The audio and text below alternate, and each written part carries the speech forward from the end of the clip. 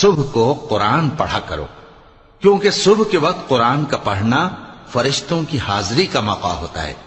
اور بعض حصہ شب میں بیدار ہوا کرو اور تہجد کی نماز پڑھا کرو، یہ شب خیزی تمہارے لیے ایک اضافی عمل ہے۔ امید ہے کہ اللہ تم کو مقام محمود پر فائز فرمائے۔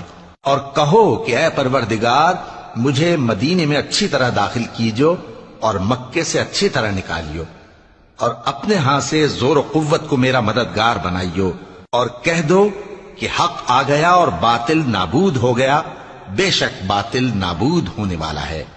اور ہم قرآن میں وہ چیز نازل کرتے ہیں جو مومنوں کے لیے شفا اور رحمت ہے، اور ظالموں کے حق میں تو اس سے نقصان ہی بڑھتا ہے۔